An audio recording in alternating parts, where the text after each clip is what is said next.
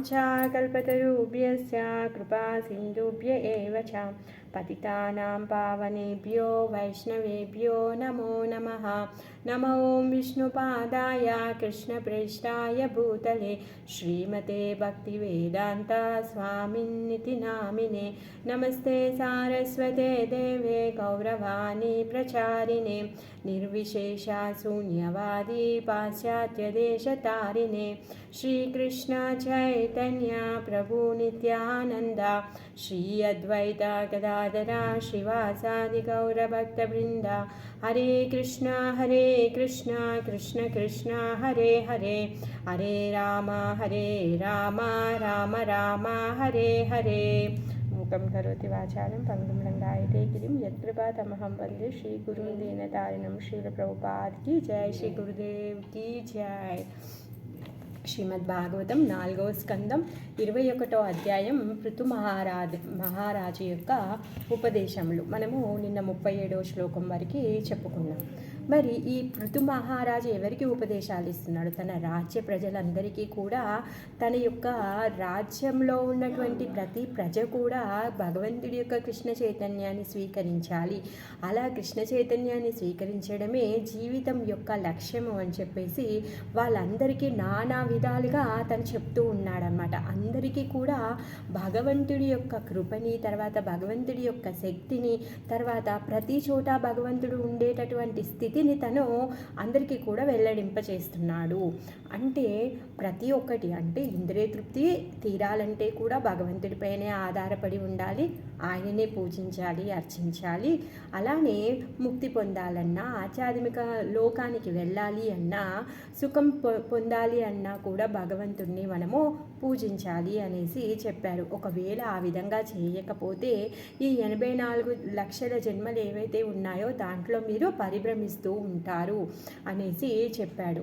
తర్వాత ఉత్తమమైన స్థితి పొందాలని ప్రతి ఒక్కరూ పాకులాడుతూ ఉంటారు. కాబట్టి ఆ ఉత్తమ స్థితి పొందడం కోసం గాను ధర్మపరంగా ఆ భాగవతాన్ని అనుసరించి ఈ 12 మంది మహాజనులు ఎవరైతే ఉన్నారో వాళ్ళు నడిచినటువంటి పదంలో మీరందరూ నడిచి మీ యొక్క జీవిత లక్ష్యాన్ని చేరుకోండి అని చెప్పేసి నానా విధాలుగా చెప్పారు. వాళ్ళ యొక్క కర్తవ్యానుసారంగా, వాళ్ళ యొక్క కర్మానుసారంగా, వాళ్ళ యొక్క మనోస్థితి అనుసారంగా అన్నింటి గురించి కూడా ప్రతి ఒక్కరికి కూడా భగవంతుడి యొక్క కృష్ణ చైతన్యాన్ని స్వీకరించడం ఉత్తమమైంది అనేసి చెప్పాడు. మరి జ్ఞానం పొందాలన్నా, ధ్యానం చేయాలన్నా, తపస్సు చేయాలన్నా కానీ ఏంటంట లక్ష్యము? దేవాది దేవుడైన భగవంతుడిని పొందడమే. ఆ విధంగా ఈ జ్ఞానాన్ని పొంది ఏం చేయమంటున్నాడు? వైరాగ్యాన్ని తెచ్చుకొని భగవద్ధామాన్ని చేరుకోమంటున్నాడు. ఎప్పుడైతే ఈ విధంగా రాజ్యంలో ఉన్నటువంటి ప్రజలందరూ కూడా భగవద్ధామాన్ని చేరుతారో అప్పుడు రాజుగా తను సక్సెస్ అయినట్టు అని చెప్పేసి చెప్తున్నాడు. అందుకే మీరందరూ కూడా నాకు సహకరించండి అని చెప్పేసి రిక్వెస్ట్ చేస్తున్నాడు. అలానే వాళ్ళందరూ కూడా సహకరిస్తున్నందుకు వాళ్ళందరికీ ధన్యవాదాలు కూడా చెప్తూ ఉన్నాడనమాట. సో ఆ విధంగా ఎన్నో విధాలుగా తను చెప్పిన తర్వాత నిన్న మనం మొదలు పెట్టుకున్నాం. ఇప్పుడు బ్రాహ్మణులు వైష్ణవుల యొక్క వైభవంని తను స్థాపితం చేస్తూ ఉన్నాడనమాట. మరి ఈ బ్రాహ్మణులకి వైష్ణవులకి ఎలాంటి క్వాలిటీస్ ఉంటాయంట? ఓర్పు, తపస్సు, జ్ఞానం, విద్య, ఇవన్నీ ఈ అన్ని గొప్ప లక్షణాలు ఉంటాయన్నమాట. మరి ఈ అన్ని లక్షణాలు కలిగి ఉండి భగవంతుడి యొక్క భక్తి ఎవరైతే చేస్తారో తను వైష్ణవుడు అనేసి అంటారు. మరి బ్రాహ్మణుడు వైష్ణవుడు అయ్యి ఉండవచ్చా అంటే ఉండకపోవచ్చు. ఎందుకంటే ఈ గొప్ప లక్షణాలన్నీ తనలో ఉన్నాయి, కానీ తను పూర్తిగా భగవంతుడి యొక్క శరణాగతి పొందకపోయి ఉండొచ్చు. మరి అందుకే ఈ వైష్ణవులు, ఈ బ్రాహ్మణులు ఏం చేస్తారు అంటే ప్రతి ఒక్కరిని కూడా భగవద్ధామాన్ని చేర్చడానికి వాళ్ళు ప్రయత్నిస్తూ ఉంటారు. మరి కృష్ణుని ఏమంటాము మనము? నమో బ్రాహ్మణ్య దేవాయ గో బ్రాహ్మణ్య హితాయ చ. అలాంటి బ్రాహ్మణులకి తర్వాత గోవులకి హితాన్ని కలిగించడానికే తను ఉంటాడనమాట. మరి ఇలాంటి వైష్ణవుల పట్ల అపరాధం చేయడం వల్ల మన యొక్క భక్తిలో పురోగతి నశించిపోతుంది అనేసి చెప్తున్నారు. మనం ఎగ్జాంపుల్ దుర్వాస ముని చేసినటువంటి అపరాధము గురించి చెప్పుకున్నాము. సో ఈరోజు 4వ స్కందం 21వ అధ్యాయం 38వ శ్లోకం. బ్రాహ్మణ్యదేవ పురుష పురాతనో నిత్యం హరిర్యచ్చరణాభివందనాత్ ఆవాపలక్ష్మిమనపాయనీం యశో జగత్ప్రవిత్రం చ మహత్తమాగ్రణీం. లక్ష్మీదేవి ఎప్పుడైతే ఆవిర్భవించిందో తను ఎందుకు స్వామిని సెలెక్ట్ చేసుకుంది అంటే సాక్షాత్ దేవదేవుడే ఈ బ్రాహ్మణులకి గౌరవించడం వలన, అంటే తనలో ఇంత మంచి స్వభావం ఉంది అని చెప్పేసి లక్ష్మీదేవి స్వామిని స్వీకరించిందంట. ఆ విధంగా శుకదేవ గోస్వామి సుత గోస్వాముల వారు చెప్తున్నారు. ఇప్పుడు మనకి ఎవరు చెప్తున్నారు? విదురుడికి మైత్రేయుని చెప్తున్నారనమాట. మరి పురాతనమైనటువంటి వాడు, నిత్యమైనటువంటి వాడు, మహాపురుషుల్లో అగ్రగణ్యమైనటువంటి వాడు, దేవాదిదేవుడు సమస్త విశ్వమును పావనమరుచున్నట్టు వాడు, తన స్థిరమగు యశోలక్ష్మిని బ్రాహ్మణులు వైష్ణవుల యొక్క పాద పద్మాలను అర్చించే పొంది ఉండును. భగవంతుడికి ఏమైనా పొందాల్సిన అవసరం ఉందా? ఆయన నిత్య సంపూర్ణంగా ఉండేటటువంటి వాడు. ఆయన బయట నుంచి ఏది కూడా పొందాల్సిన అవసరం ఏమీ లేదు. ఎవరి నుంచి కూడా ఎటువంటి లాభం కూడా పొందాల్సిన అవసరం ఏమీ లేదు. ఆయనని సేవించుకున్న వాడికే లాభము. కానీ ఆయన ఎవరినైనా ఎవరి దగ్గర నుంచి ఎటువంటి లాభమో పొందాల్సిన అవసరం లేదన్నమాట. మరి భగవంతుని యొక్క సేవని మనం నేరుగా ఎలా చేయగలుగుతాము అంటే, నేరుగా కాకుండా వైష్ణవులకి బ్రాహ్మణులకి సేవ చేయడం ద్వారా మనము సేవ చేయగలుగుతాము అనేసి చెప్తున్నారనమాట. నరోత్తమదాస్ ఠాకూర్ ఏమంటున్నారంటే, చాడియ వైష్ణవ సేవ విస్తార పాయచేకేవే. అంటే ఈ బ్రాహ్మణులు ఈ వైష్ణవుల యొక్క సేవ చేయడం వల్ల మనము ఈ భవబంధం నుంచి విముక్తులం అవుతాము అనేసి చెప్తున్నారనమాట. ఇంకేమంటున్నారు? శీల విశ్వనాథ చక్రవర్తి ఠాకూర్ల వారు యస్య ప్రసాదాత్ భగవత్ ప్రసాద అనేసి అంటున్నారు. అంటే గురువుని ప్రసన్నం చేయడం వలన భగవానుడు కూడా ప్రసన్నం అవుతాడు అనేసి చెప్తున్నాడు అనమాట. అందుకనే ఇప్పుడు ప్రజలందరికీ కూడా పృథు మహారాజు చెప్తున్నాడు, మీరు ఎవరు కూడా ఈ వైష్ణవ సేవలో ఉండండి, అంతేకాని బ్రాహ్మణులని వైష్ణవులని హేళన చేయొద్దు, అపరాధం చేయొద్దు అనేసి చెప్తున్నారు. వైష్ణవ అపరాధం నుంచి స్వయంగా భగవంతుడే కాపాడలేడు. ఏ విధంగా అయితే సుదర్శన చక్రం దుర్వాసుడు ముని వెనక పరిగెత్తుతూ ఉంటే స్వయంగా స్వామి అంటున్నాడు, నువ్వు చేసినటువంటి అపరాధాన్ని నేను క్షమించలేను. నువ్వు ఎవరి పట్ల అయితే నువ్వు అపరాధం చేసావో అంబరీష్ మహారాజు, నువ్వు ఆయన దగ్గరికి వెళ్ళి నువ్వు క్షమాపణ అడుగు, అప్పుడే నీకు క్షమాపణ అనేది దొరుకుతుంది, లేకపోతే దాన్ని నేను క్షమించలేను అని చెప్పేసి స్వయంగా స్వామియే చెప్తున్నాడు. అందుకనే ఇక్కడ పృథు మహారాజు చెప్తున్నాడు అనమాట, మీ యొక్క పురోగతి ఏదైతే ఉందో, మీ యొక్క జీవితంలో ఆధ్యాత్మిక పురోగతి ఏదైతే మీరు పొందాలనుకుంటున్నారో దానిని మీరు మెరుగుపరుచుకోవాలి అంటే ఏం చెయ్యాలి అంట? మీరందరూ కూడా భగవద్భక్తులని గౌరవించాలి, వాళ్ళకి సేవ చేయాలి, అంతేకాని వాళ్ళ పట్ల అపరాధం చేయకూడదు అనేసి చెప్తున్నారు. మరి ఇలాంటి గొప్ప లక్షణము ఎవరి దగ్గర ఉంది? భగవంతుడి దగ్గర కూడా ఉంది. అందుకే ఆయన ఈ బ్రాహ్మణులకి వైష్ణవులకి తను సేవ చేయడం వల్ల సాక్షాత్తు లక్ష్మియే తనని స్వీకరించింది అని చెప్పేసి చెప్తున్నారనమాట.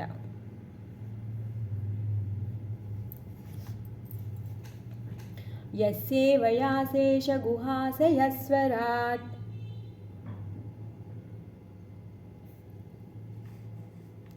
విప్రప్రియస్తుశ్చ కామేశ్వరత్తదైవ తద్ధర్మపరైర్వనీతై సర్వాత్మనా బ్రాహ్మకులం నిషేవతాత్. అయితే ఇక్కడ ఏమంటున్నారంటే, పూర్ణ స్వతంత్రుడు ఎల్లరి హృదయంలో నిలిచిన వాడగు భగవానుడు తనను అనుసరించు బ్రాహ్మణులు వైష్ణవులను సేవించడంలో నిరంతరము నియుక్తులయ్యేడి వారి ఏడ మిగులు ప్రసన్నుడు కాగలడు. ఏలనయ సర్వదా అతడు బ్రాహ్మణులకు వైష్ణవులకు ప్రియుడై ఉండును, మరియు వారు అతనికి ఎల్లప్పుడూ ప్రియులై ఉందురు. అందుకే కృష్ణుడు ఏమంటాడంటే, నేను నా భక్తుల యొక్క హృదయంలో ఉంటాను. నా భక్తులకి నా గురించి తప్ప మిగిలినది ఏది తెలుసుకోవాల్సిన అవసరం లేదు. భక్తులందరూ కూడా ఆ భక్తులు ఎవరైతే ఉన్నారో వాళ్ళు నా హృదయంలో ఉంటారు. సో నేను వాళ్ళ గురించి తప్పితే ఇంకొకటి తెలుసుకోవాల్సిన నాకు లేదు అనేసి భగవానుడు స్టేట్మెంట్ ఇస్తాడనమాట. ఆ విధంగా ఎవరైతే బ్రాహ్మణులకి వైష్ణవులకి సేవ చేస్తారో అప్పుడు భగవంతుడు ప్రసన్నుడు అవుతాడు అనేసి చెప్తున్నాడనమాట. అందుకే కృష్ణుణ్ణి ఏమంటూ ఉంటారు? బ్రాహ్మణ్య దేవుడు అని కూడా అంటూ ఉంటారు. ఎందుకు అంటే ఈ బ్రాహ్మణులు వైష్ణవులు అర్చిస్తూ ఉంటారు కాబట్టి బ్రాహ్మణ్య దేవుడు అనేసి అంటారనమాట. అందుకే నమో బ్రాహ్మణ్య దేవాయ గో బ్రాహ్మణ్య హితాయ చ జగత్ హితాయ కృష్ణాయ గోవిందాయ నమో నమః. అంటే బ్రాహ్మణులకి గోవులకి రక్షణ కలిగించేటటువంటి వాడు. మరి ఇది తెలుసుకోకుంటే అంటే భగవంతుడు ఎవరి పట్ల ఆయన అనుగ్రహాన్ని ఇస్తున్నాడు, ఎవరి పట్ల మక్కువని కలిగి ఉన్నాడు, ఎవరి ద్వారా కృపని ప్రసాదిస్తున్నాడు అని చెప్పి మనం తెలుసుకోలేకపోయామనుకోండి, ఈ జ్ఞానాన్ని తెలుసుకోలేకపోతే అప్పుడు మనం భగవంతుని చేరుకోలేము. అందుకనే పృథు మహారాజ్ ఏమన్నాడు ముందు శ్లోకాల్లో, మీకు కష్టమైనా ఇష్టం లేకున్నా ఇష్టమున్నా ప్రతి ఒక్కరు కూడా గురువుని స్వీకరించండి అనేసి చెప్పాడు. అంటే మీ సాయశక్తులు, అంటే మీ శక్తానుసారంగా మీరు ఆ గురువుని పూజిస్తూ భగవంతుడి యొక్క కృపని పొందండి అనేసి చెప్తున్నాడనమాట.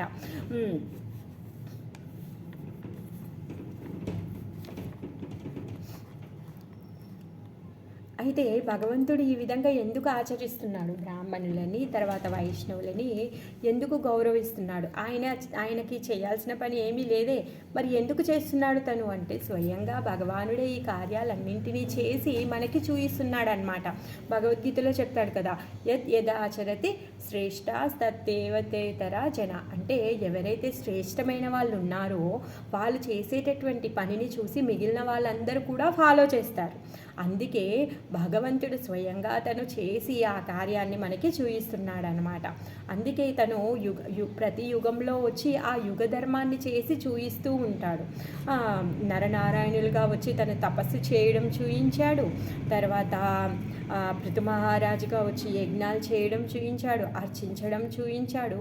కలియుగంలో చైతన్య మహాప్రభులాగా వచ్చి తను ఏం చేశాడు, హరే కృష్ణ మహామంత్ర జపాన్ని చేయడం కూడా చేసి చూయించాడనమాట. ఆ విధంగా భగవంతుణ్ణి, అంటే ఈ ఉత్తమమైన వాళ్ళు భగవంతుడు తను స్వయంగా చేస్తూ ఉంటే తనని చూసి మిగిలిన వాళ్ళందరూ కూడా ఫాలో అవుతారు. అందుకే సినిమా హీరోలు ఏది చేసినా, క్రికెట్ ప్లేయర్స్ ఏది చేసినా మిగిలిన వాళ్ళందరూ ఆ పని చేస్తారు. అందుకని ఉత్తమమైన వాళ్ళు, శ్రేష్టమైన వాళ్ళు ఎవరైతే గొప్ప పొజిషన్లో ఉంటారో వాళ్ళు ఏం చేయాలి, ఉత్తమమైనవే శ్రేష్టమైనవే చేయాలి, లేకపోతే మొత్తం సమాజం అంతా కూడా భ్రష్టు పట్టిపోతుంది అనమాట. అందుకే అర్జునుడికి ఏమంటాడు, నువ్వు ఉత్తమమైనటువంటి క్షత్రియుడివి, అందుకే నీ యొక్క కర్తవ్యాన్ని నువ్వు సక్రమంగా నెరవేర్చు. నువ్వు ఎప్పుడైతే సక్రమంగా నువ్వు నెరవేరుస్తావో అప్పుడు నిన్ను చూసి మిగిలిన రాజ్య ప్రజలందరూ కూడా ఫాలో అవుతారు అనేసి చెప్తాడనమాట. మరి నేను కూడా చేయాల్సిన పని ఏమీ లేదు, నేను ఎందుకు చేస్తున్నాను ఈ ధర్మాలన్నింటినీ అంటే మీ అందరు ఫాలో అవ్వడం కోసంగానని చెప్తాడనమాట. మరి ఎటువంటి భౌతిక లాభం ఏమి భగవంతుడికి అవసరమే లేదు. ఆయన ఈ భౌతిక జగత్తులో నుంచి పొందాల్సిన లాభం ఏముంది, ఇక్కడ మన దగ్గర వచ్చేదేముంది, ఇక్కడ మన దగ్గర ఏమున్నాయి, ఆయన దగ్గర మన దగ్గర రాత్రి అవుతే చీకటి అవుతుంది, ఏమీ కనిపించదు మనకి. కానీ భగవంతుడి యొక్క లోకంలో చీకటి అనేది ఉండదు, ఎప్పుడు నిత్యంగా కూడా వెలుగుతూనే ఉంటుందన్నమాట. మరి అలాంటప్పుడు భగవంతుడి దగ్గర అన్ని ఫెసిలిటీసు, సేవ చేసే వాళ్ళు అంతమంది ఆయన దగ్గర అంతున్నాక మన దగ్గర నుంచి ఆయన పొందాల్సింది ఏముంది, ఏమీ లేదు. మరి మనం పొందుతాము, మరి భగవంతుడు చెప్పినటువంటివి మనము పాటించడం వల్ల మనము పొందుతాము, అనంతమైనటువంటి లాభాన్ని మనం పొందుతాము. అందుకనే భగవంతుడు చెప్పినటువంటి విషయాలని, భక్తులు చెప్పినటువంటి విషయాలు ఏవైతే ఉన్నాయో వాటిని పాటించడం వల్ల ఆ లాభం మనం పొందుతామన్నమాట. మరి భగవంతుడి ఇక్కడికి ఎందుకు వస్తున్నాడు, భగవంతుడి ఇచ్చేటటువంటి సూచనల ద్వారా, తర్వాత భగవంతుడి యొక్క ఐశ్వర్యము, సంపద, సౌందర్యము, ఈ బుద్ధి, జ్ఞానము, వైరాగ్యం, ఇవేవైతే భగవంతుడి యొక్క ఈ సంపదలు ఉన్నాయో ఇవన్నీ కూడా ఈ జగత్తుని పరమ పవిత్రం చేస్తూ ఉంటాయన్నమాట. అందుకే ఏం చెయ్యాలి అంట, ఈ ఐశ్వర్యం గురించి, ఆ భగవంతుడికి ఉన్నటువంటి బుద్ధి, శక్తి, యశస్సు, అందము, సంపద, వైరాగ్యము, జ్ఞానం ఏవైతే భగవంతుడికి ఉన్నాయో ఆ వాటన్నింటి గురించి మనం చర్చిస్తూ ఉండాలి అంట. ఎప్పుడైతే ఆ విధంగా భగవంతుడి యొక్క ఐశ్వర్యాల గురించి మనం చర్చిస్తూ ఉంటామో అప్పుడు మనని పవిత్రం చేసుకోగలుగుతాము. ఎందుకంటే ప్రతి ఒక్కటి కూడా భగవంతుడితో కలిసి ఉన్నది శాశ్వతమైంది, అది తాత్కాలికమైంది కాదనమాట. మనం ఏదైనా ఇక్కడ పొందాలి అనుకుంటుంది తాత్కాలికంగా ఉంటుంది, కొన్ని రోజులు ఉండిపోతుంది. మరి భగవంతుడి దగ్గర నుంచి భగవంతుడి యొక్క సంబంధాన్ని మనం కోరుకుంటే అది శాశ్వతంగా ఉంటుంది, ఇంకా అది ఏం చేస్తుంది, మనని పవిత్రం చేస్తుంది అన్నమాట. పూమల్లభేతానతివేలమాత్మనా ప్రసీదతోత్యంత సమం స్వతః స్వయం యన్నిత్య సంబంధ నిషేవయా తథా పరం కిమత్రాస్తి ముఖం హవిర్భుజం. ఎవరైతే ఈ వైష్ణవులకి, బ్రాహ్మణులకి నిత్యం సేవ చేస్తారో వాళ్ళ యొక్క హృదయంలో ఉన్నటువంటి మాలిన్యాలన్నీ కూడా పోయి పరమశాంతిని వాళ్ళు పొందుతారంట. బ్రాహ్మణులను వైష్ణవులను నిత్యము సేవించే మనుజుడు హృదయ మాలిన్యమును శుద్ధిపరుచుకొని పరమశాంతిని భవబంధ విముక్తిని పొంది సంతుష్టుడగును. సో దానివల్ల ఏమవుతుంది అంటే భవబంధ విముక్తి కూడా పోతుంది, మాలిన్యాలు కూడా పోతాయి. మనం కోరుకునేటటువంటి శాంతి, మనం పొందాలనుకునేటటువంటి సుఖ సంతోషాలు ఏవైతే ఉన్నాయో పొందుతామన్నమాట. బ్రాహ్మణ సేవ కన్నా ఉత్తమ మగు కర్మ ఈ భౌతిక జగత్తులోనే లేదు. ఏలనయా ఎవరి కొరకు అనేక మగు యజ్ఞములు ఉపదేశింపబడినవో అట్టి దేవతలకే అది ప్రసన్నతను కూర్చుచున్నది.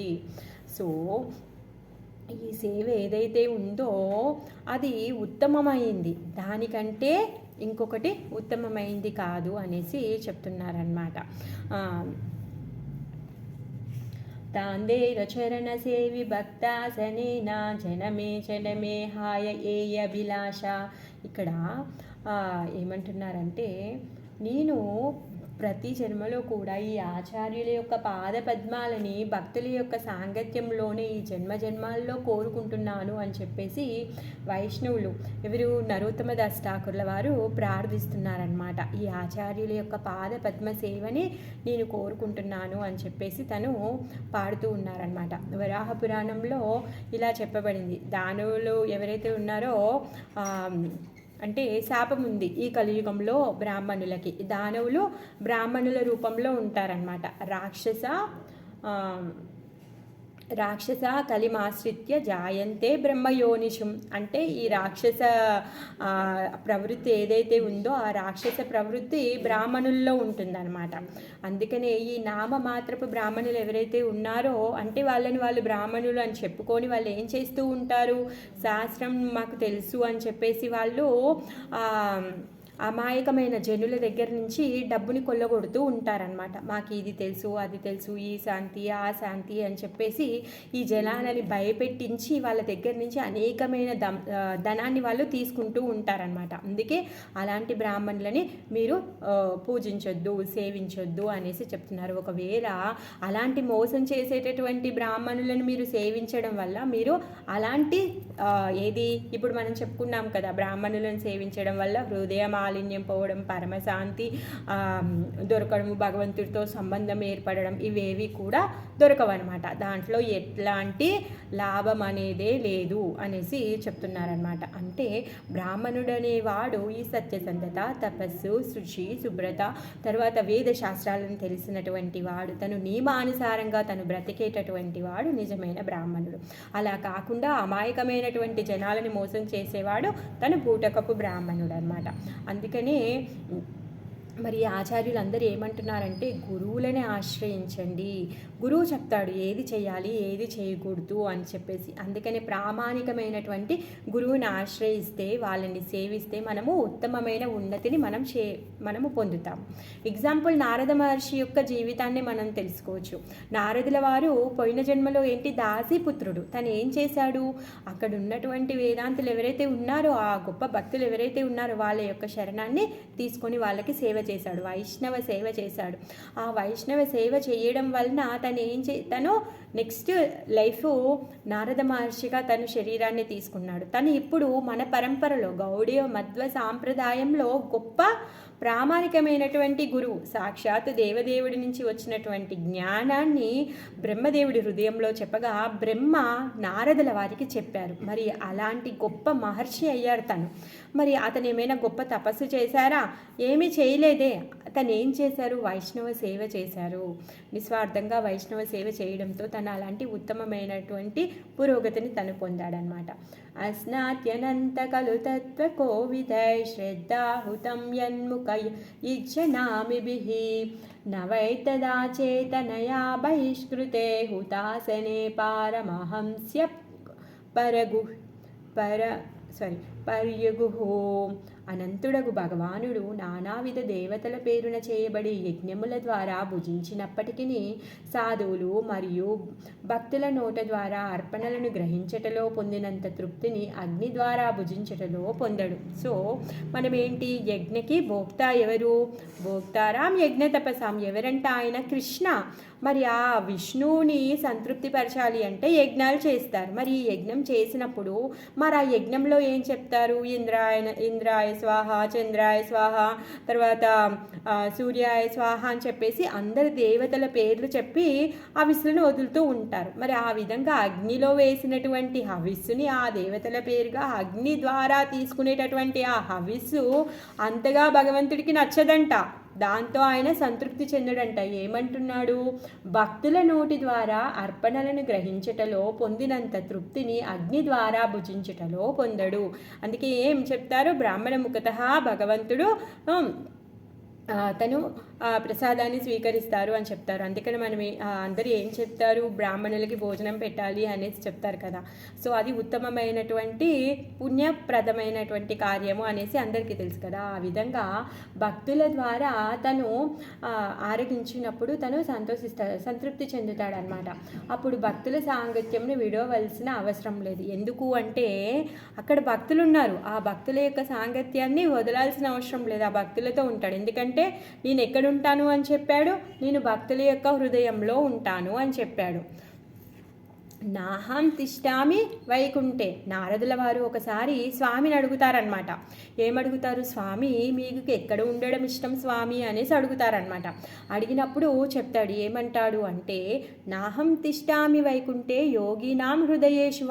ఎవరైతే ఈ యోగులు తపస్సు చేస్తూ ఉంటారు, జన్మ జన్మలుగా కూర్చొని తపస్సు చేస్తూ అష్టాంగ యోగాలో వాళ్ళ హృదయంలో ఉన్నటువంటి పరమాత్మ పైన వాళ్ళ యొక్క ధ్యానాన్ని నిలబెట్టి ఆ భగవంతుని యొక్క ధ్యానం చేస్తూ ఉంటారు.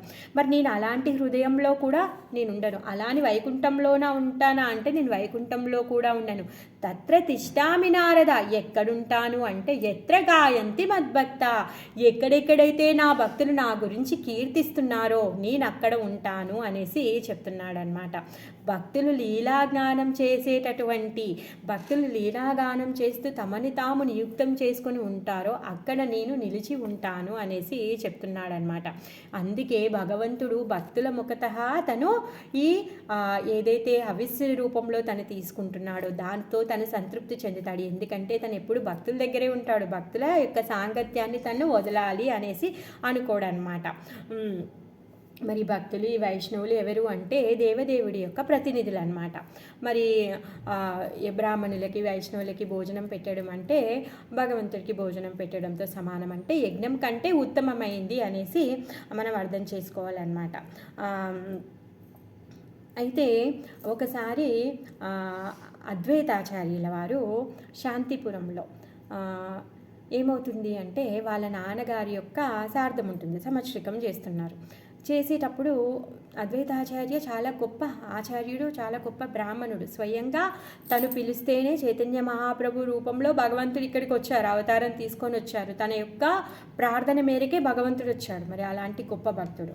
అయితే వాళ్ళ నాన్నగారి ఎప్పుడైతే ఈ శారదకర్మ చేస్తూ ఉన్నాడో ఆయన దగ్గర ఉన్నటువంటి ఆ బ్రాహ్మణులందరినీ కూడా ఆయన పిలిచాడు. హరిదాస్ ఠాకూర్ని కూడా పిలిచాడు. మరి ఈ హరిదాస్ ఠాకూర్ ఎవరు అంటే ఇతను ముస్లిం మతంలో పుట్టినటువంటి వాడు, కానీ భగవంతుడి యొక్క నామజపం చేస్తాడనమాట. ప్రతిరోజు 108 రౌండ్స్ చేస్తూ ఉంటాడు తను. సో ఆ విధంగా ఆయన భగవంతుడు స్వయంగా ఆయన యొక్క భక్తిని మెచ్చి తనకి నామాచార్య అని బిరుదిచ్చారు. అంటే హరినామానికి ఆచార్యుడు నీవు అని చెప్పేసి ఆ హరిదాస్ ఠాకూర్కి బిరుదిచ్చారు. ఆ విధంగా ఇప్పుడు మరి అక్కడికి ఏదైతే ఆయన కార్యం చేస్తున్నాడో ఆ కార్యానికి బ్రాహ్మణులు తర్వాత హరిదాస్ ఠాకూర్ కూడా వచ్చారనమాట. ఈ బ్రాహ్మణులు అందరూ అనుకుంటారు హరిదాస్ని ఎందుకు పిలిచాడు అనేసి వీళ్ళందరూ కూడా మాట్లాడుకుంటూ ఉంటారనమాట. సరేలే అందరూ తిన్న తర్వాత మిగిలింది తిని వెళ్ళిపోతాడులే అనేసి వాళ్ళు అనుకుంటారు. అయితే ప్రథమంగా ఫస్ట్ నైవేద్యాన్ని ప్రసాదాన్ని ఎవరికి సర్వ్ చేశాడు అంటే హరిదాస్ ఠాకూర్కి సర్వ్ చేశారు అద్వైతాచార్యుల వారు. దాంతో అక్కడ ఉన్నటువంటి బ్రాహ్మణులందరికీ కూడా కోపం వచ్చి అద్వైతాచార్యుల వారిని ఖండిస్తున్నారనమాట. మీరు చేసేది ఏమీ బాగాలేదు, మీరు చాలా గొప్ప ఆచార్యులు, మీరు ప్రతి ఒక్కరికి కూడా మీరు భగవంతుడి గురించి గుణగణాలు చెప్పేవాళ్ళు, మీరు సనాతన ధర్మాన్ని పరిరక్షించేటటువంటి వాళ్ళు, మీరు ఈ విధంగా ప్రవర్తించడం వల్ల బ్రాహ్మణులందరికీ కూడా అవమానం చేసినటువంటి వారు. మీరు ఈ బ్రాహ్మణులకు అవమానం చేయడం వల్ల మీ యొక్క పరిస్థితి ఎలా అయిపోతుందంటే బ్రాహ్మణ అవమానం అంటే అదేమి సామాన్యమైంది కాదు, ఎలా మీరు పతనం అయిపోతారు అని చెప్పేసి ప్రతి ఒక్కరు కూడా ఆ విధంగా అద్వైతాచార్యుల వారిని శపించడం మొదలుపెట్టారనమాట. ఏం చేశారు అంటే వాళ్ళందరూ కూడా మీకు అసలు ఊర్లో ఎవరు కూడా నిప్పివ్వరు మీకు అనేసి అంటారనమాట. సో ఆ విధంగా వాళ్ళందరూ అలా అలిగేసి అద్వైతాచార్యుల మీద అలిగేసి వెళ్ళిపోతారు. సరే అద్వైతాచార్యులు అప్పుడు హరిదాస్ ఠాకూర్ వారు అంటారనమాట, ఎందుకు ఇలా చేశారు మీరు అద్వైతుల వారు, ఇదేమైనా బాగుందా? ఇప్పుడు వీళ్ళందరూ కూడా ఈ విధంగా మీ మీద అలిగారు కదా, ఇప్పుడు వాళ్ళందరినీ ఎలా ఒప్పిస్తారు, ఏం సంగతి, ఎందుకు ఈ పని చేశారు మీరు అని చెప్పేసి హరిదాస్ ఠాకూర్ వారు చాలా బాధపడతారు. ఎందుకంటే ప్రతి ఒక్కరి పట్ల ఆయనకి చాలా దయ కలిగినటువంటి వాడనమాట. అద్వైతాచార్యులు కూడా చాలా అందరి పట్ల దయ ఉంది కాబట్టే కదా చైతన్య మహాప్రభుని ఇక్కడికి పిలిచారు. కాకపోతే ఇక్కడ వైష్ణవుల యొక్క గొప్పతనాన్ని పెంచడం కోసం కానీ ఎవరైతే అర్హత కలిగిందో వాళ్ళకి పెట్టాలి అని చెప్పేసి వాళ్ళ నాన్నగారు సంతృప్తి చెందుతారు అని చెప్పేసి హరిదాస్ ఠాకూర్ వారికి ప్రసాదాన్ని పెడతారనమాట. మరి వీళ్ళందరూ ఏమన్నారు, మీ ఇంట్లో నిప్పు వెలగనే వెలగదు, ఎవరు నిప్పు కూడా ఎవరు అని చెప్పేసి వాళ్ళు శపించేసి అందరూ వెళ్ళిపోయారు. మరి ఆ రోజంతా సరే అయిపోయింది. తెల్లారి పొద్దున పాపం వాళ్ళు ఇక్కడ ఏమీ తినకుండా వెళ్ళిపోయారు, ఇంటికి వెళ్ళిపోయారు. మరి వండుకొని తినాలి అంటే ఎవరిళ్ళల్లో కూడా అసలు పొయ్యి వెలగట్లేదంట. అద్వైతాచార్యుల వారికి నిప్పివ్వను అనేసి అన్నారు, కానీ ఎవరింట్లో కూడా నిప్పు వెలగడం లేదు వండుకోవడానికి. అందరూ కూడా ఒకరికొకరు కలుసుకుంటారనమాట. ఈరోజు మా ఇంట్లో నిప్పు వెలగడం లేదు, మీ ఇంట్లో నుంచి కొంచెం నిప్పివ్వండి, మీ ఇంట్లో నుంచి కొంచెం నిప్పివ్వండి అని చెప్పేసి వాళ్ళందరూ ఒకరికొకరు తిరుగుతూ ఉన్నారంట. ఎవరింట్లో కూడా నిప్పు లేదు. మరి ఎక్కడికి వెళ్ళాలి, ఎలా వండుకుంటారు, ఏం తింటారు? పాపం అద్వైతాచార్యుల వారు గొప్ప ఫీస్ట్ పెడతారు, ఆయన గొప్పవాడు, అక్కడ పోయి బాగా తిందాము అనుకున్నారు. పొద్దున్న నుంచి ఏమీ తినలేదు ఈ బ్రాహ్మణులంతా. ఇప్పుడు సాయంత్రం అయిపోయింది, రాత్రి అవ్వస్తుంది, ఇప్పటి వరకు ఏమీ తినలేదు. మరి వాళ్ళందరూ ఆకలితో ఉన్నారు. ఇప్పుడు వాళ్ళందరూ కూడా కలిసి ఆలోచించి, అయ్యో మేము చేసినటువంటిది అపరాధము అని చెప్పేసి, అతను నిజంగానే భగవంతుడి యొక్క భక్తుడు, లేకపోతే ఇలా జరిగేది కాదు అని చెప్పేసి వాళ్ళందరూ కూడా అద్వైతాచార్యుల దగ్గరికి వెళ్ళి క్షమించమని అడుగుతారంట. తర్వాత ఆ విందుని వాళ్ళందరూ కూడా కడుపార ఆరగించి వాళ్ళు వెళ్తారనమాట. అంటే భగవంతుడి యొక్క భక్తుడు ఎంత గొప్పవాడు అంటే నామమాత్రపు బ్రాహ్మణులు ఎవరైతే ఉన్నారో వాళ్ళకంటే ఉత్తమమైన వాడు అని చెప్పేసి భగవంతుడు స్వయంగా తను ఇలాంటి లీలలు చేసి చెప్తూ ఉంటాడనమాట. యద్బ్రహ్మ నిత్యం విరజం సనాతనం శ్రద్ధా తపో మంగళమౌన సంయమై సమాధినా బిభ్రతి హర్ద దుష్టయే యత్రేదమాదర్శ ఇవావభాసతే. వేదోపదేశములను శ్రద్ధ, తపస్సు, శాస్త్రీయ నిర్ణయంలో సంయమనము, ధ్యానంతో అంగీకరించే కారణంన బ్రాహ్మణుని దివ్యస్థితి నిత్యము కొనసాగగలదు. ఎవరైతే ఏ బ్రాహ్మణుడైతే తను ఏం చేయాలి అంట, ప్రతినిత్యము వేదంలో ఉన్నటువంటి ఉపదేశములను ఎలా స్వీకరించాలి, శ్రద్ధతో, తపస్సుతో, శాస్త్రీయ నిర్ణయం ప్రకారంగా, వాళ్ళకు నచ్చినట్టుగా కాదు, దీనివల్ల ఈ దోషం వస్తుంది, నేను ఈ పూజ చేస్తాను, దీనికి ఇంత ఖర్చు అవుతుంది, నువ్వు నాకు ఇంత ఇవ్వు, అలా కాదు. ఆ శాస్త్రంలో ఏం చెప్పబడిందో, ఆ వేదంలో ఏం చెప్పబడిందో అది శ్రద్ధ తపస్సుతో తను చేయడం వలన ఇంకా సంయమనంతో, అంటే దేనికి ఆవేశపడకుండా, అలా కాకుండా తను ఏం చేయాలంట, వాటన్నింటినీ అంగీకరించి ధ్యానంతో అంగీకరించినప్పుడు తన యొక్క బ్రాహ్మణత్వము నిలిచి ఉంటుంది. ఆ బ్రాహ్మణత్వం ఎలా ఉంటుందంటే దివ్యంగా ఉంటుంది. ఎలా వేణ మహారాజు చేసినటువంటి ఆగడాలని ఆపడం కోసం గాను ఆ బ్రాహ్మణుడు ఎంత దివ్యంగా ఉండుంటారు. వాళ్ళ యొక్క తేజంతోనే హుంకారం చెప్పి వేణుణ్ణి శపించి తనని చంపేశారు. అంటే అంత గొప్ప తేజము బ్రాహ్మణ తేజం అనేది. అందుకనే ఇక్కడ ఏమంటున్నారు అంటే అది నిత్యము కొనసాగాలి అంటే ఈ విధంగా వాళ్ళ యొక్క సాధన ఉండాలి. నిర్మలమగు దర్పణము నా ముఖము స్పష్టంగా ప్రతిబింబించు రీతి ఆ విధంగా జీవితం యొక్క నిజమైన లక్ష్యము ప్రకాశించగలదు.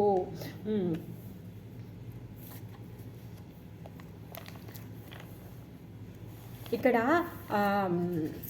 రాజ్య ప్రజలందరికీ కూడా ఏం చెప్తున్నాడు ఋతు మహారాజు, నిజమైన బ్రాహ్మణుడు ఎవరు, బూటకపు బ్రాహ్మణుడు ఎవరు, మీరు ఎటువంటి వాళ్ళ యొక్క సైడ్ తీసుకోవాలి, ఎవరి సాంగత్యాన్ని తీసుకోవాలి, ఎవరి చేతిలో మీరు మోసపోకూడదు అని చెప్పేసి ఇక్కడ నిజమైన బ్రాహ్మణులకి బూటకపు బ్రాహ్మణులకి మధ్యలో భేదం చెప్పి ఆ రాజ్య ప్రజలందరినీ కూడా అలర్ట్ చేస్తున్నాడు. అంటే మోసపోకుండా ఉండడానికి ప్రవర్తత చేస్తున్నాడు అనమాట. మరి బ్రాహ్మణుడు అంటే ఏ విధంగా ఉండాలి, ఆ వేదసారాన్ని అంతా కూడా తెలుసుకొని ఉండాలి. ఎలా వేదైశ్చ సర్వైరహమేవ వేద్యో, భగవంతుడు ఏం చెప్తున్నాడు, ఈ వేదాల ద్వారా నన్ను తెలుసుకోగలుగుతారు అని చెప్తున్నారు. మరి అలా తెలుసుకున్న వాళ్ళు ఏం చేస్తూ ఉంటారు, జన్మ కర్మల గురించి తెలుసుకుంటారు. మరి అదొకటి తెలుసుకుంటే సరిపోతుందా, వేదాల ద్వారా భగవంతుని తెలుసుకుంటే సరిపోతుందా? కాదు. భగవద్గీతలో ఏం చెప్పాడు కృష్ణుడు, జన్మ కర్మే దివ్యం ఏవవి, నా జన్మ కర్మలు చాలా దివ్యమైనవి, అవి మీరు తెలుసుకోండి అనేసి చెప్తున్నాడు అనమాట. ఎప్పుడైతే వాటిని తెలుసుకోకపోతే పూర్ణమైన బ్రాహ్మణుడు కారనమాట. అందుకనే అలాంటి బ్రాహ్మణుడు దివ్య స్థితిలో ఉండలేడు. ఎవరైతే వేదాల ద్వారా భగవంతుని తెలుసుకొని ఆయన జన్మ కర్మలని తెలుసుకొని వాటిని స్మరిస్తూ ఉంటాడో అతను నిజమైన బ్రాహ్మణుడు, అతనే వైష్ణవుడు అనేసి చెప్తూ ఉన్నాడనమాట. మరి సరే అండి, ఇప్పుడు భౌతిక ప్రపంచంలో ఉన్నాం, కలియుగంలో ఉన్నాం, మనకి 4 లోపాలు ఉన్నాయి. భగవద్గీతే చెప్తుంది. ఏమంటుంది, మనకు ఉన్నటువంటి ఇంద్రియాలు అసంపూర్ణ ఇంద్రియాలు. ఎందుకంటే మనం ఏది చూసినా అది నిజం కాదు, ఎందుకంటే మనము అన్నింటినీ డైరెక్ట్గా చూడలేము కదా.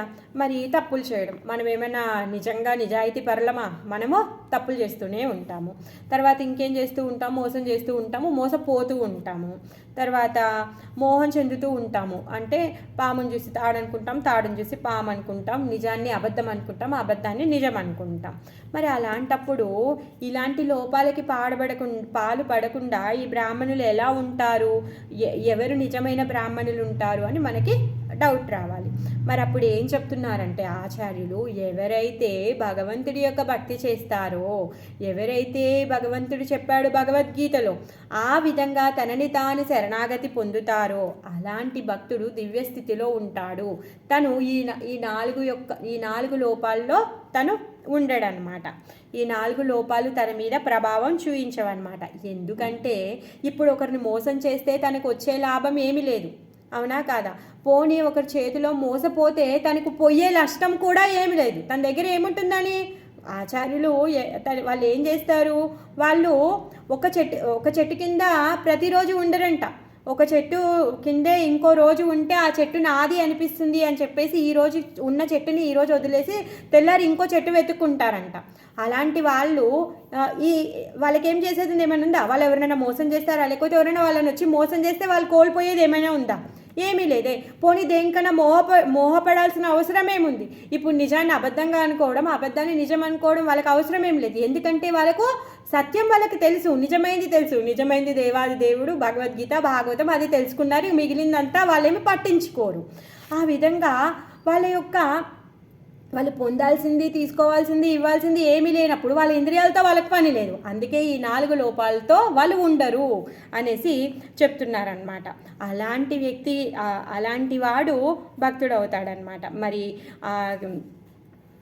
మరి కృష్ణ చైతన్యాన్ని స్వీకరించిన వాడు ప్రతి ఒక్కరు కూడా ఆ స్థితికి చేరుకుంటారనమాట. అందుకే ప్రతి ఒక్కరు కూడా మీరు కృష్ణ భక్తిని స్వీకరించండి, భగవంతుడి యొక్క భక్తి చేయండి, ఆయనకి నమస్కరించండి, ఆయనకి శరణాగతి పొందండి అని చెప్పేసి పృథు మహారాజు చెప్తున్నాడనమాట. మరి భగవంతుడి యొక్క ఈ కర్మలు, లీలలు ఏవైతే ఉన్నాయో అవి దివ్యమైనటువంటివి. ఆయన యొక్క దివ్యమైనటువంటి లీలల్ని వినినవాడు ఎప్పుడు కూడా పొరపాటున కానీ మోహము చెందడు అనేసి చెప్తున్నాడు అనమాట. ఇలాంటి దోషాలు తనకి అంటవు అనేసి చెప్తున్నాడు అనమాట. అలాంటి వాళ్ళు ఏం చేస్తూ ఉంటారు అంటే వేదం పైన ఆధారపడి ఉంటారు. వాళ్ళకు మనసుకి నచ్చినట్టుగా వాళ్ళు చెయ్యరనమాట. ఏది మంచిదో అదే చేస్తారు, అమంగళమైన దాన్ని వదిలిపెడతారు, అమంగళమైనది వాళ్ళు స్వీకరించారు. అసలు కృష్ణుడిని స్వీకరించాక కృష్ణేతరాలని వాళ్ళు స్వీకరించరు. కృష్ణేతరాము అంటే కృష్ణుడితో సంబంధం లేని ప్రతి ఒక్కటి కూడా అది అమంగళమే. సో దాన్ని వాళ్ళు స్వీకరించారు. కృష్ణుడికి నచ్చని పని వాళ్ళు చెయ్యరనమాట. అందుకే కృష్ణ భక్తి చేయడం కోసం గాను అనుకూలమైన వాటిని స్వీకరించడము, అననుకూలమైన వాటిని వదిలిపెట్టడము చెయ్యాలి అన్నమాట.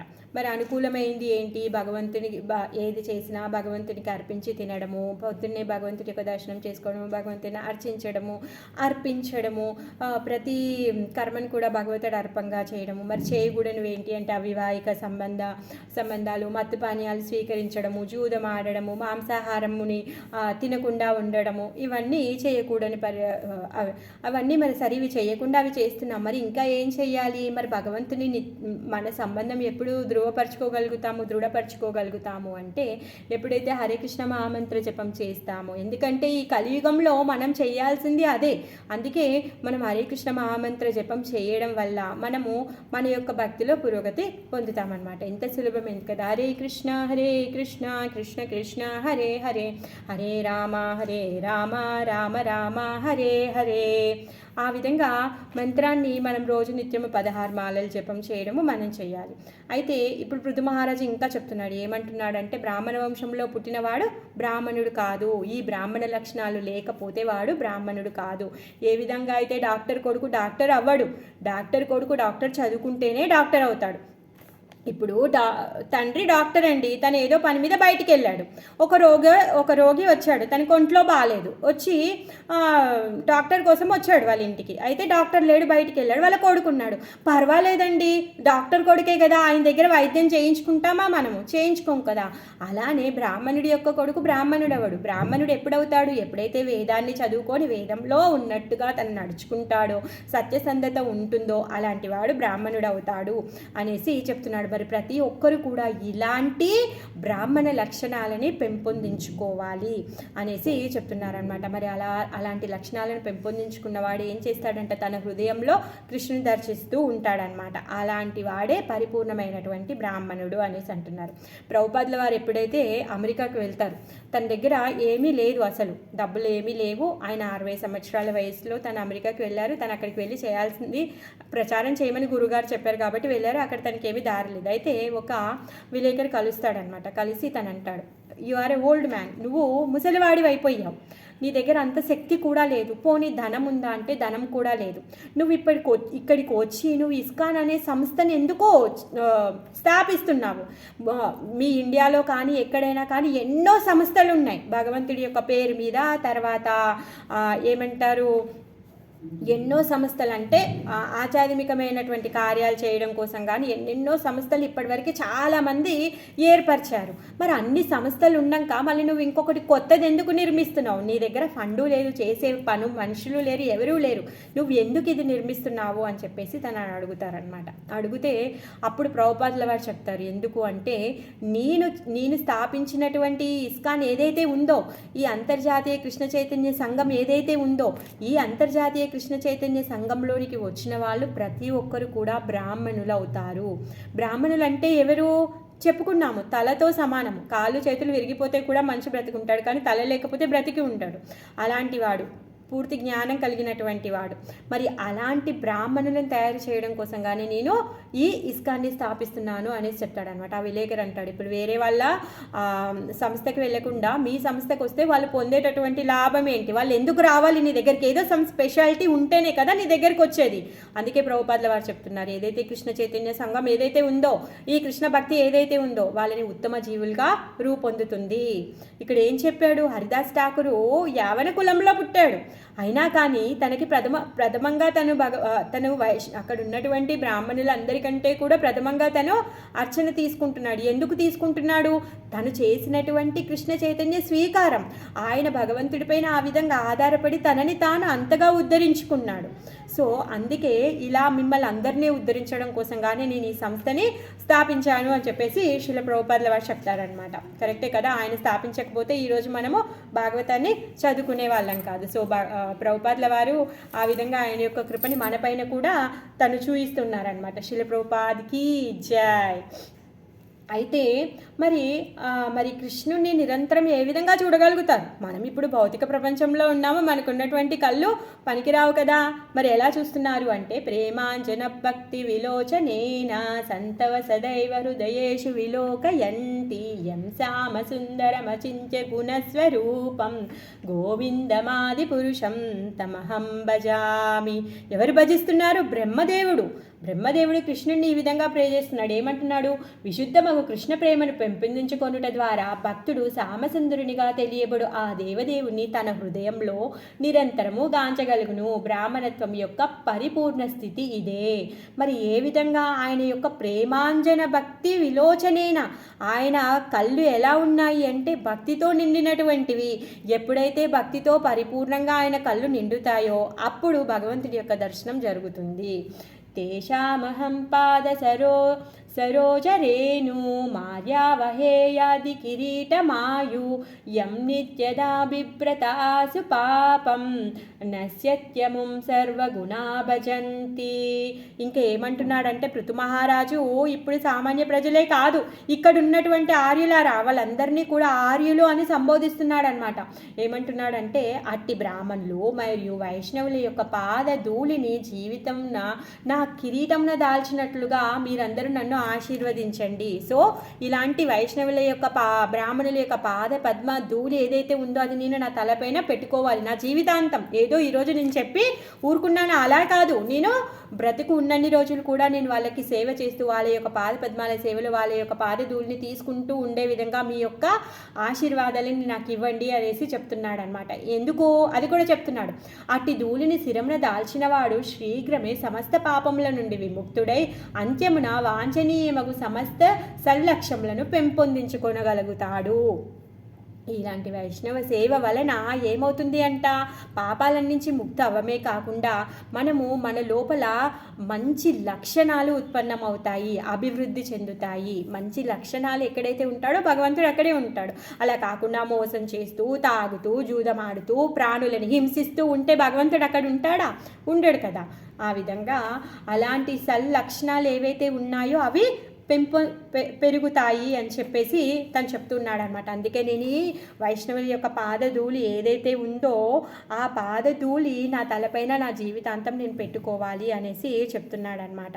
అంటే ఎవరికైతే ఇలాంటి శ్రద్ధ ఉంటుందో వాళ్ళు ఏంటంట వాళ్ళ లోపల దేవతా లక్షణాలని పెంపొందించుకుంటారనమాట.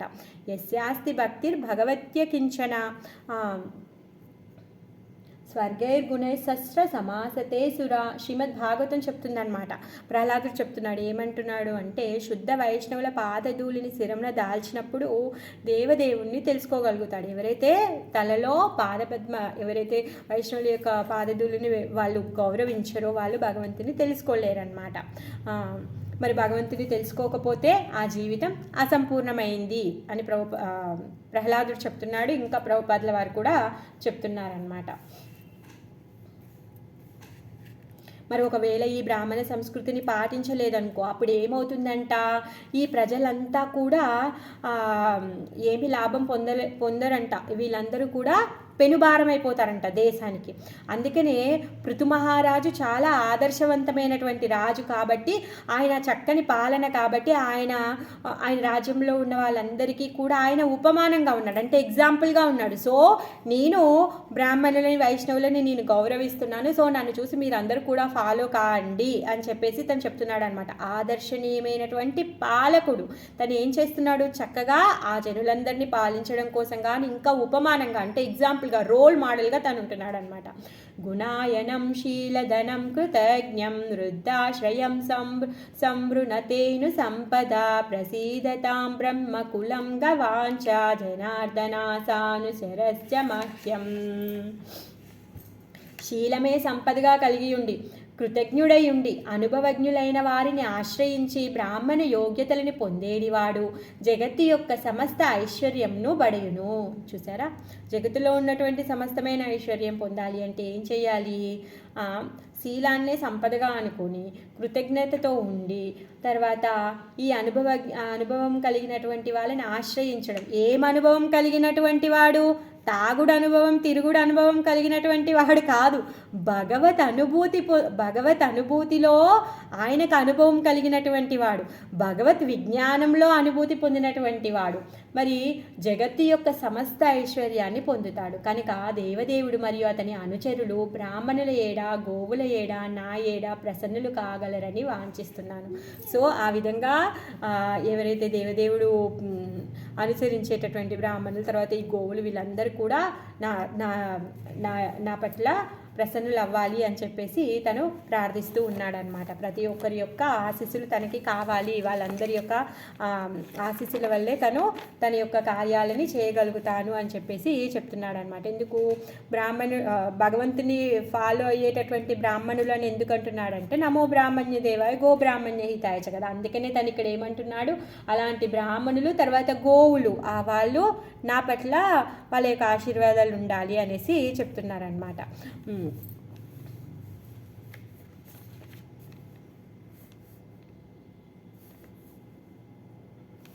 అయితే ఇంకా కృతజ్ఞతా భావంతో కలిగి ఉండాలి అంట. మరి భగవంతుడు ఏం చేస్తున్నాడు, సమస్త జీవులని పోషించడం కోసంగాను వాళ్ళ యొక్క అవసరాలన్నింటినీ కూడా తను తీరుస్తున్నాడు. మన అవసరాలు తీరుతున్నాయి అంటే మన యొక్క క్రియేషన్ వల్ల మనం ఏమైనా సృష్టించగలుగుతున్నామా? లేదే కదా. మనకు ఆకలేస్తుంది అనుకోండి, ఆకలిస్తే అన్నం తినాలి. మరి అన్నాన్ని మనం సృష్టించగలుగుతామా? లేదు. ఆ బీజాన్ని కూడా అన్నం పెరిగేటటువంటి అంటే వరి పెరిగేటటువంటి సమృద్ధిని కానీ శక్తిని కానీ ఇవన్నింటినీ కూడా అదంతా తిన్న తర్వాత అరిగి ఆ శక్తి రావాలంటే కూడా ప్రతి ఒక్క కార్యంలో ఏముంది, భగవంతుడి యొక్క హస్తం ఉంది. ఆ విధంగా ప్రతి ఒక్కరిని పోషించడంలో వాళ్ళ యొక్క అవసరాలను తీర్చడంలో భగవంతుడు ఇవన్నీ మనకి సమకూరుస్తూ ఉన్నాడు. అందుకనే మనం ఏం చేయాలి, భగవంతునికి కృతజ్ఞతగా ఉండాలి అనేసి చెప్తున్నాడు అనమాట. అందుకనే వాళ్ళ యొక్క అనుగ్రహాన్ని తను వేడుకుంటూ ఉన్నాడు. ఇప్పుడు రాజ్యంలో ఆ ప్రజలందరూ అక్కడ సభకు వచ్చారు కదా, ఆ రాజ్య ప్రజలందరూ కూడా రాజుని కీర్తిస్తున్నారు, స్తుతిస్తున్నారు. రాజు ఎంత గొప్పవాడు వాళ్ళు కూడా వాళ్ళు చెప్తున్నారనమాట. మైత్రేయువాచ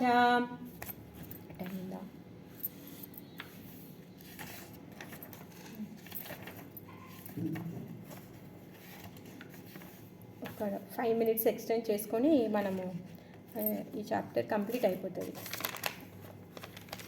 మైత్రేయువాచ ఇతి బ్రువాణాం నృపతిం పితృదేవా ద్విజాతయః తుష్టపూర్వాష్టన ఇష్టమనసా సాధువాదేన సాధవః. మైత్రేయుముని చెప్తున్నాడు, ఏమంటున్నాడు అంటే పృథుమహారాజు చక్కగా పలికిన విషయములను వినిన పిమ్మట ఆ సమావేశంలో ఉపస్థితులై ఉన్న దేవతలు, పితృలోకవాసులు, బ్రాహ్మణులు, సాధు పురుషులు సాధువాదముల ద్వారా అతన్ని అభినందించిరి. సో ఆయన ఉన్నటువంటి రాజ్యసభ ఏదైతే ఉందో, ఆయన మాట్లాడుతున్నాడు కదా, ఉపదేశిస్తున్నాడు, ఆ సభకి ఎవరెవరు వచ్చారు? దేవతలు వచ్చారు, పితృలోక వాసులు వచ్చారు, బ్రాహ్మణులు వచ్చారు, సాధు పురుషులు వచ్చారు. మరి వీళ్ళందరూ కూడా పృథు మహారాజుని ఏమంటున్నారంటే సాధు సాధు సాధు అని చెప్పేసి సాధువాదాన్ని ఇస్తున్నారనమాట, అభినందించడం అనమాట. వెరీ గుడ్ ఎక్సలెంట్ అని చెప్తాం కదా, ఆ విధంగా వీళ్ళందరూ కూడా పృథు మహారాజుని సాధు సాధు సాధు అనేసి ఉత్సాహపరుస్తున్నారు. పుత్రేణ జయతే లోకా నీతి సత్యవతి శృతి బ్రహ్మదండహతం పాపో యద్వేనోత్యాత్ తరత్తమః. బ్రాహ్మణ శాపముచే నిహతుడైన పరమ పాపియగు వేణుడు అతని తనయుడగు పృథువు చే నరకము నుండి ఇప్పుడు ఉద్ధరింపబడినందున పుత్రుని కార్యంచో మనుజుడు స్వర్గమును పొందుననేది వేద నిర్ణయం సత్యమైందని వారు పలికిరి. వాళ్ళందరూ ఇంకేమంటున్నారంటే, వేదాల్లో ఏం చెప్పబడ్డాయి, ఒకవేళ పుత్రుడు సక్రమంగా ఉంటే అప్పుడు తండ్రి ఏం చేస్తాడంటే, ఒకవేళ నరకంలో ఉంటే పుత్రుడు చేసినటువంటి పుణ్య కార్యాల వల్ల, పుత్రుడు చేసినటువంటి భక్తి కార్యాల వల్ల తండ్రి నరకం నుంచి ఉద్ధరింపబడతాడు. ఇప్పుడు అక్కడ ఉన్నటువంటి ఈ పితృలోక వాసులు, తర్వాత దేవతలు, వాళ్ళందరూ కూడా ఆ వేణ మహారాజు నరకం నుంచి తను ఉద్ధరింపబడే సంగతిని వాళ్ళు దర్శనం చేసుకుంటున్నారు, చూస్తూ ఉన్నారు వాళ్ళు. అందుకుగానే వాళ్ళు చెప్తున్నారు, వేదంలో చెప్పింది ఇది సత్యము, అవును ఇది జరుగుతోంది ఇక్కడ. ఈ పృథు మహారాజు యొక్క కార్యకలాపాల వల్ల ఇప్పుడు వేణుడు నరకం నుంచి తను ఉద్ధరింపబడ్డాడు అని చెప్పేసి వాళ్ళందరూ కూడా చెప్తున్నారనమాట. మరి పుత్రుని ఎందుకు అంటే పూత్ అనే నరకం ఉందంట. ఈ పూత్ అనే నరకం నుంచి తండ్రిని తప్పిస్తాడు పుత్రుడు అని చెప్పేసి పుత్రుని కంటాడనమాట. అందుకే పున్నామి నరకం నుంచి తప్పించేవాడు పుత్రుడు అని చెప్తారు కదా. అలా ఆ నరకంలోకి పోకుండా ఉండడం కోసంగానే పుత్రుణ్ణి కానీ పున్నామి నరకం నుంచి తప్పించుకోవాలి అనేసి అనుకుంటారనమాట. ఆ విషయాన్ని ఇప్పుడు ఆ సభలో ఉన్నటువంటి ఋషిమునులు చెప్తున్నారనమాట. ఈ వేదాల్లో చెప్పబడింది ఇది సత్యమే. ఈ యోగ్యత కలిగినటువంటి పుత్రుడి వలన ఇప్పుడు నరకంలో ఉన్నటువంటి వేణ మహారాజు తనేంటి ఇప్పుడు తను ఉద్ధరించబడ్డాడు అనేసి చెప్తున్నారనమాట. అందుకే ఇక్కడ ఏమంటున్నారంటే ప్రభుపాదుల వారు, ప్రతి ఒక్కరూ వైష్ణవుడిగా ఉంటే సంతానము వైష్ణవులుగా ఉండగలుగుతారు. అలా వైష్ణవులుగా పిల్లల్ని పెంచడము తండ్రి యొక్క బాధ్యత అనేసి చెప్తున్నారనమాట. అప్పుడు ఏమవుతుంది అంటే తండ్రి నరకంలోకి వెళ్ళినా కూడా పుత్రుడు ఉద్ధరిస్తాడు అనేసి.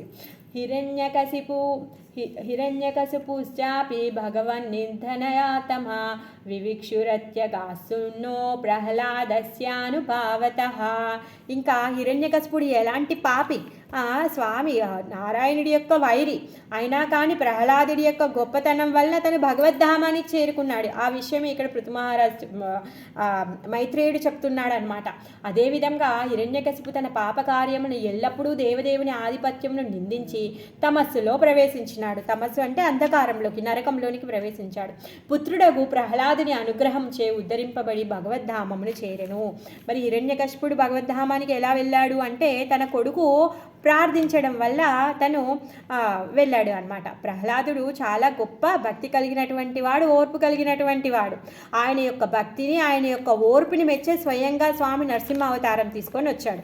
ఎప్పుడైతే స్వామి నరసింహ అవతారం తీసుకొని వచ్చాడో, వచ్చినప్పుడు ప్రహ్లాదుని అడుగుతాడనమాట, నీకేమైనా వరం కావాలంటే కోరుకో అనేసి అంటాడు. అప్పుడు ప్రహ్లాదుడు ఏమంటాడంటే, స్వామి ఎవరైనా వరం కోసమో దేనికోసమో అంటే వరం కోసమో మరి ఇంకేదైనా లాభం పొందడం కోసమో అని చెప్పేసి నిన్ను పూజిస్తే అది భక్తి ఎలా అవుతుంది స్వామి, అది బిజినెస్ అవుతుంది కదా అనేసి అంటాడనమాట.